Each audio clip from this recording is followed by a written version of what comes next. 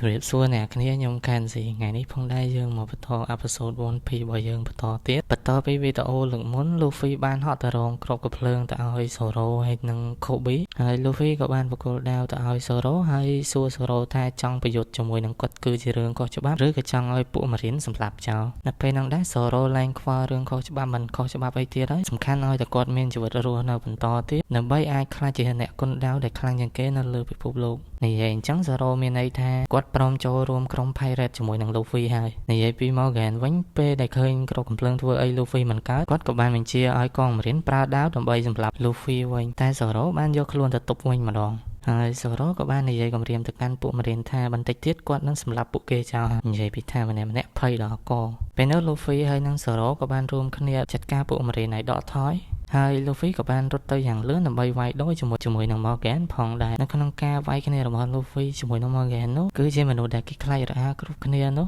គ្មានធ្វើស្អី Luffy បានមកពាក្យទេហើយមិនថែមទាំងប៉ុណ្ណោះត្រូវបាន Luffy ចាប់វាយឡើងទុកសាច់ហើយបន្តមកទៀត Helmeppo ក៏បានយកកំភ្លើងទៅគំរាមទៅកាន់ Kobe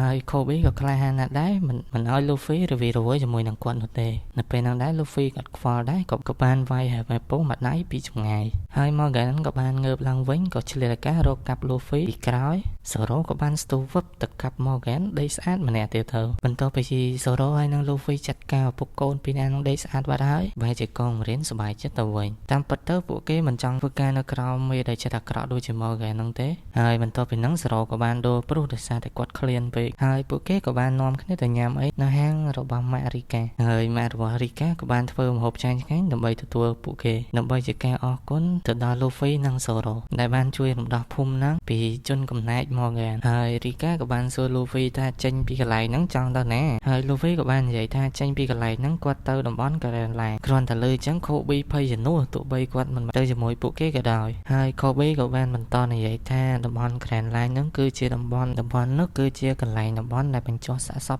ចោលសមុទ្របន្ទាប់មកក៏មានកង Marine មួយក្រុមបានចុះទៅដល់ទីនោះដើម្បីធ្វើការងារតាមតួនាទីរបស់ពួកគេដែលចាប់ចោលសមុទ្រប៉ុន្តែដោយសារតែក្រុម Luffy មានស្នាដៃជួយភូមិនេះគេមិនរាយការណ៍ទៅថ្នាក់លើទេប៉ុន្តែគេសុំឲ្យគ្នារបស់ Luffy ចេញពីភូមិនេះហើយ Luffy យល់ការក៏ចាក់ចេញទៅតាមសម្រួលហើយគេក៏បានសួរ Luffy ថា Kobe គឺជាសមាជិករបស់គាត់មែនទេ Luffy បែរជាធ្វើទៅឆ្លោះគ្នាជាមួយនឹង Kobe ព្រោះ Luffy ដឹងថា Kobe ចង់ធ្វើ Marine បើសិនជាគេដឹងថា Kobe តាក់ទងជាមួយនឹងចោលសមុទ្រគេនឹងមិនឲ្យ Kobe ធ្វើជា Marine នោះទេបន្ទាប់ពី Luffy បានចាក់ចេញទៅ Kobe ក៏បានសុំគេធ្វើជា Marine ហើយគេក៏បានទទួលយកគាត់បន្ទាប់មក Kobe ក៏បានទៅអរគុណ Luffy ដល់កំពង់ផែហើយ Zoro ក៏បាននិយាយលេងថាវាមិនដែល Marine ណាមកអរគុណចោលសមុទ្រទេទៅកត់ចូលក្នុងសភៅប្រវត្តិសាស្ត្រមើលទៅបន្ទាប់ចេញពីភូមិហើយពួកគេទាំងពីរនាក់ចង់ទៅតំបន់ Grand Line ប៉ុន្តែពួកគេមិនបានស្គាល់ទៅតំបន់អីទេចេះតែបណ្ដាទុកទៅតាមខ្យល់ហើយឥឡូវពួកគេពិតជាឃ្លានខ្លាំងណាស់ពេលហ្នឹងដែរស្រាប់តែមានបក្សីមួយហោះនៅលើមេឃហើយ Luffy មានគំនិតថាចាប់សត្វស្លាបហ្នឹងមកធ្វើជាអាហារនៅពេលយឺតខ្លួនឯងទៅជាចម្ពាមដើម្បីចាប់សត្វដែលកំពុងហោះហ្នឹងដល់ពេល Luffy ហោះទៅមិនមែន Luffy ជាអ្នកចាប់ទេបែរជាសត្វស្លាបហ្នឹងចាប់ Luffy ទៅវិញដល់ពេលឃើញអញ្ចឹង Zoro ខំចែកទុកយ៉ាងលឿនដើម្បីយក Luffy មកវិញហើយនៅតាមផ្លូវគាត់ក៏បានអនុញ្ញាតឲ្យចោលសមុទ្រ3នាក់ឡើងមកលើទូកនឹងផងដែរ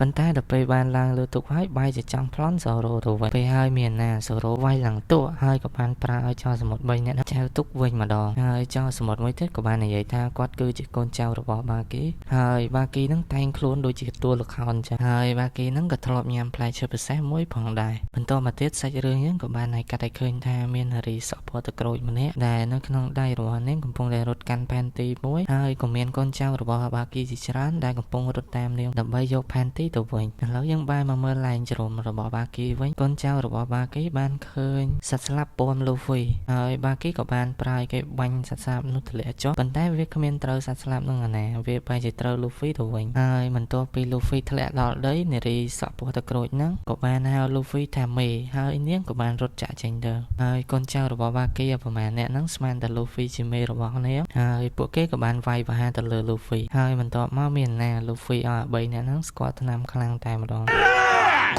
やられちゃったかなあいつ無言のピストル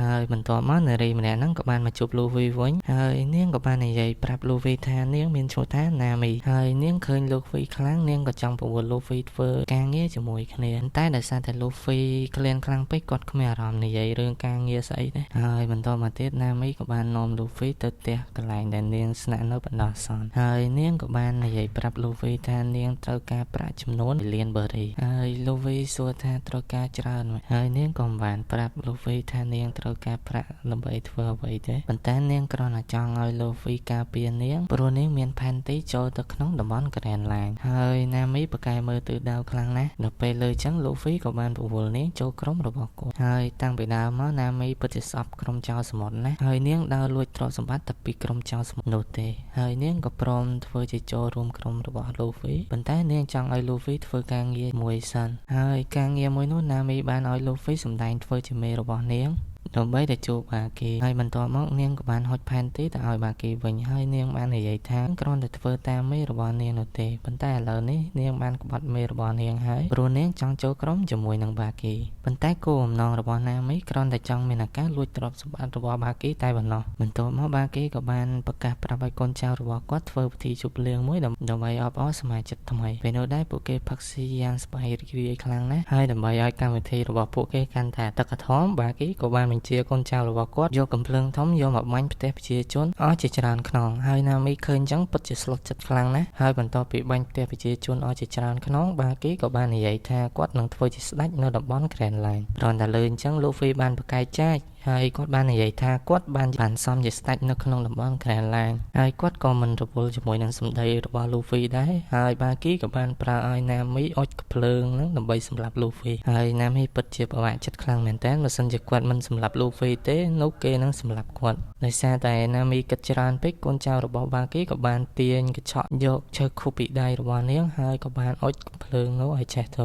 ហើយដោយសារតែមើលទៅណាមីទ្រាំលែងបានទៀតណាមីក៏បានដកដំបងចេញពីជើងរបស់នាងហើយក៏បានវាត់អាកូនចៅរបស់បាគីហ្នឹងហើយណាមីក៏បានយកដៃចាប់ភ្លើងនោះដែលធ្វើឲ្យនាងមានការឈឺចាប់ជាខ្លាំងបន្ទាប់មកកូនចៅរបស់បាគីបានរកហត់ទៅកាប់នាងប៉ុន្តែសំណាងបានសូរ៉ូមកជួយនាងទាន់នៅក្នុងប្រភពចៅសមុទ្រនរណាក៏បានស្គាល់សូរ៉ូផងដែរហើយបាគីបាននិយាយថាបើសិនជាគាត់សម្លាប់សូរ៉ូបាននោះកេរ្តិ៍ឈ្មោះរបស់គាត់នឹងកាន់តែល្បីហើយបាគីក៏បានហក់ទៅវាយប្រហារសូរ៉ូប៉ុន្តែត្រូវបានសូរ៉ូកាប់ឲ្យបាគីដាច់ជាកង់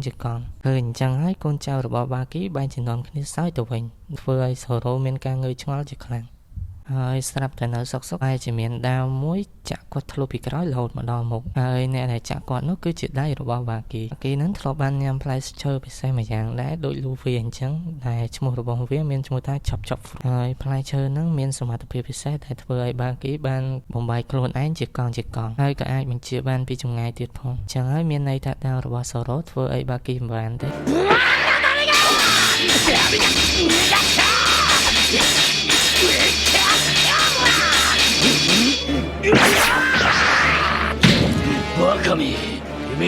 នៅពេលចឹងទៅសូរ៉ូក៏បាននឹកឃើញលើកភ្លើងធំវាយចំក្រុមរបស់បាគីហើយបានប្រាប់ឲ្យណាមីអុជវាឲ្យឆេះ